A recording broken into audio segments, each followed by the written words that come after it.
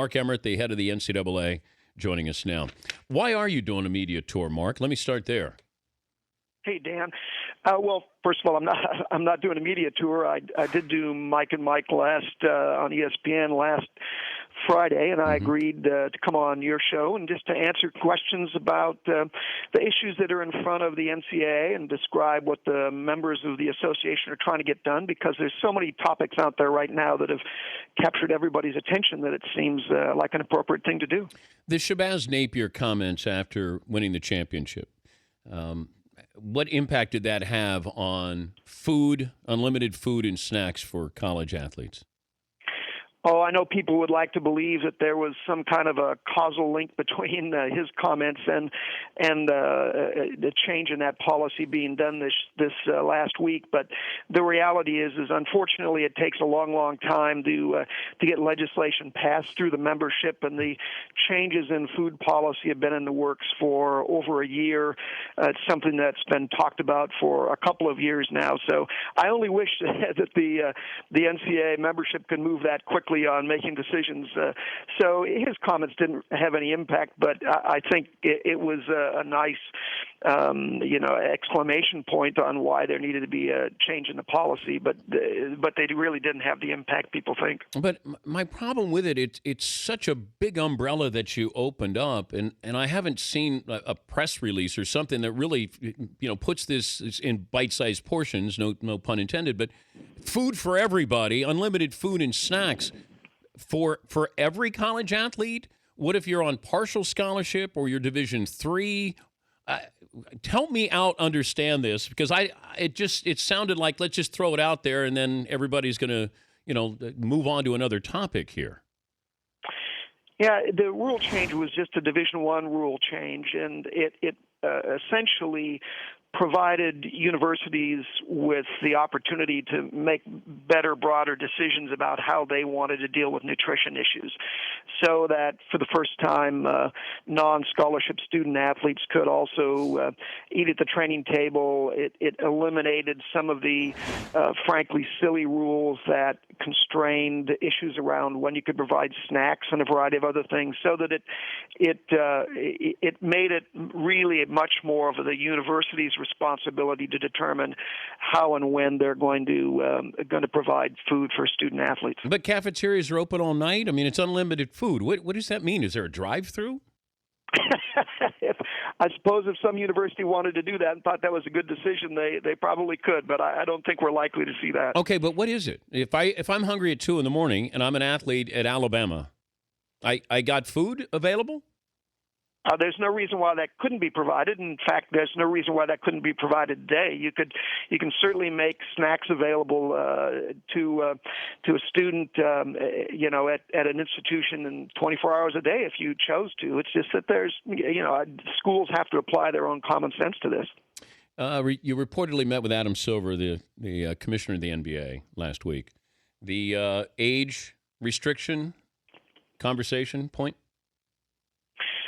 Well, the NBA owners asked if I would come and talk with them at their annual meetings. So last Thursday evening, I went there and we had dinner and talked after dinner about a variety of issues around intercollegiate athletics and obviously the one and done, so-called one and done rule and the age restrictions is one of those things that I think is of common concern to a lot of people. So we had a good discussion about it. Do you want to change it?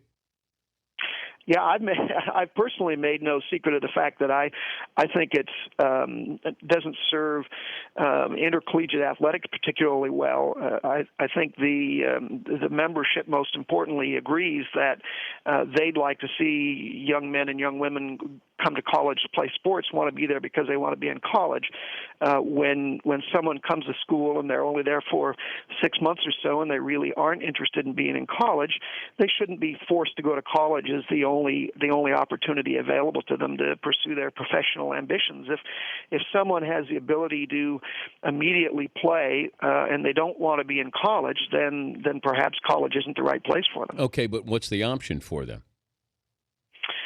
Well, the options, of course, today are they could play in the developmental league, and I know the owners, the NBA owners, and the NBA executives are considering expanding and beefing up the developmental league, much like occurs with baseball today. And then they always can make a decision whether or not they really want to go to college, but they certainly can go spend a year in the development league, and if they expand the development league, then there'd be many more opportunities there. But what I don't understand is you're in favor of the age requirement, or you have to go for at least 2 years. Adam Silver, the commissioner of the NBA, is in favor of it. So who's holding this up? Well, the age restrictions for all of professional athletics are embedded in and controlled by the collective bargaining agreements between the owners and the players. So the NBA rule is in the collective bargaining agreement between the NBA Players Association and the NBA. We're not a party to that. So those two bodies have to make some change in their agreement. Adam Silver has said, "Gee, if we get around to having that conversation, we'd like to have the NCAA at the table." I think that's a great development, and would happily join them. But it's their table, not ours. But if you just say, Mark, "Hey, you got to be 20 before you. If you come to college, you have to stay until you're 20 to leave." Can't you? Well, we don't have the legal authority to do that. You can't demand that someone stay in school. So the only way that can be done is through their collective bargaining agreement. So it's not in whether it's the NFL or Major League Baseball or NBA, the restriction is on when you can enter that profession, not when you can leave school. So anybody can leave school at any time they're in the mood to do so. It's not leaving college that's constrained. It's going into the NBA that's constrained. And so it's really about the gateway getting in, not a restriction on getting out. You in favor of paying college athletes? I'm in favor of making sure that student athletes have all the things that they need to be successful as student athletes. If for most people that means covering the full cost of their attendance, providing a variety of things, some of which aren't provided now. But the membership is not in favor of converting student athletes into paid employees, especially not unionized paid employees. No. What about sharing the revenue? I'm not sure what the difference is. Tell me what you mean by that. Well, if I play at Alabama and we bring in $50 million, and there's no percentage that would be available to the football team, like the revenue you bring in, you have no interest in sharing that revenue with the athletes. Well, first of all, people enjoy talking about the top-line revenue, the gross revenue that comes into college sports, and assuming that all of that is available for distribution. You have to look at how are those dollars used today, and those dollars are used to support all of intercollegiate athletics. So if you look at the $900 million a year about that the NCAA brings in, the vast majority of that money right off the top goes back to the schools themselves, who use it to run their athletic departments. The other balance is used to support the 89 championships. So we have one that has a lot of cash flow coming off it, the men's basketball tournament, but we run 88 other championships that's used to support all of those activities, and it's used to support Divisions 2 and Divisions 3.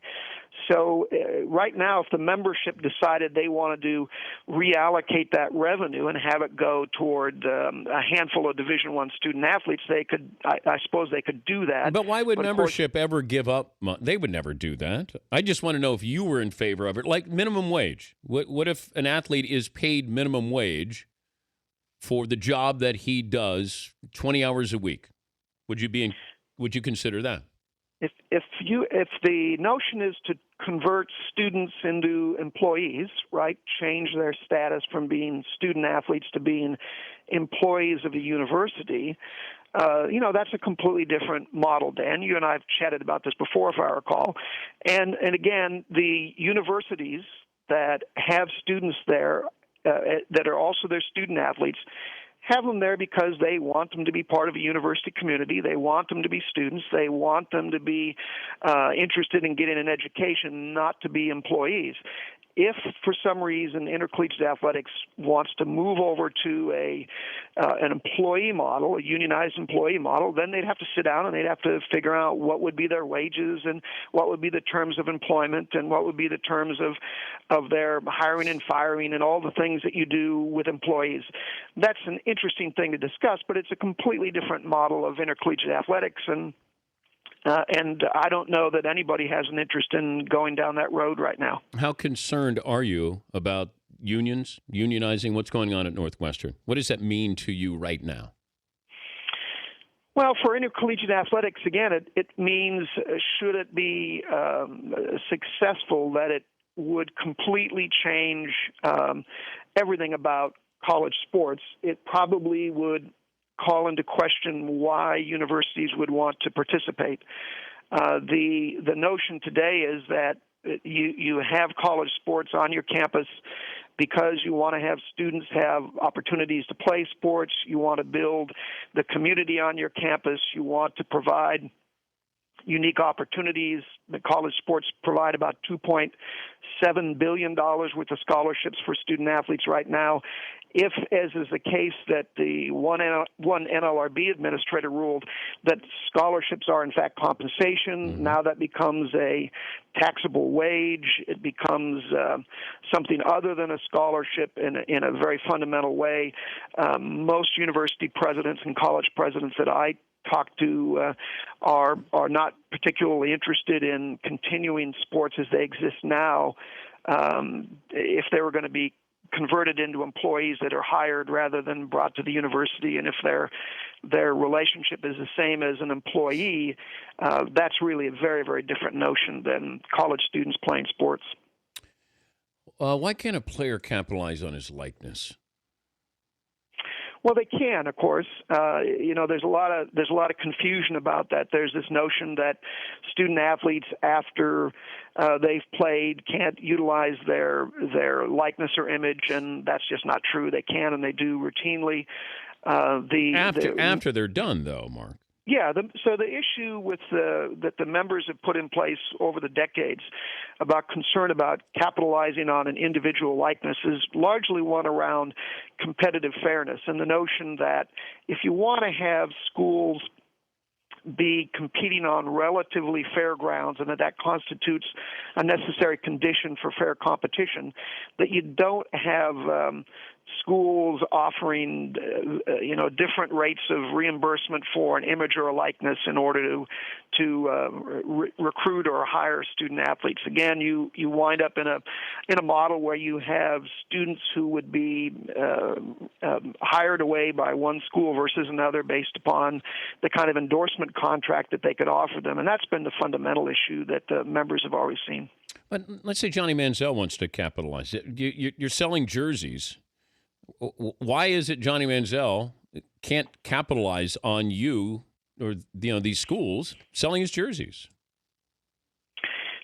Well, the universities would contend that they do, in fact, support all of their athletic programs through the sale of all of their jerseys or any other memorabilia that they sell. They use that revenue to support the athletic department. That's not money that's used to go support the library. That's money that's used to support an athletic department. And so all of that revenue is summed up into an athletic department budget, and it's used to support all of the teams and all of the programs at that institution. The argument that the universities would make is that any one individual who's had great recognition and success at the collegiate level, should they want to move on to professional sport, they're going to have plenty of opportunity to be successful and capitalize on the marketing and their image that's been built and developed while they were a college student. Well, but what if he's injured? I mean, why not put it in escrow? Why not say we're going to give that guy a port? You're earning money based on that individual. This isn't a team; it's an individual, and there's only a few of them that can capitalize on it. But how much money did Johnny Manziel make for Texas A&M? Shouldn't he have benefited in some way, shape, or form even after the fact? Well, that's one of the debates that's going on right now. But do you think so, Mark? That's the key. Do you think if you're Johnny Manziel, how would you feel? I think Johnny Manziel is going to be very successful. No. Let's say he didn't play, Mark. Dan, please let me answer the question. I think Johnny Manziel is going to be very, very successful.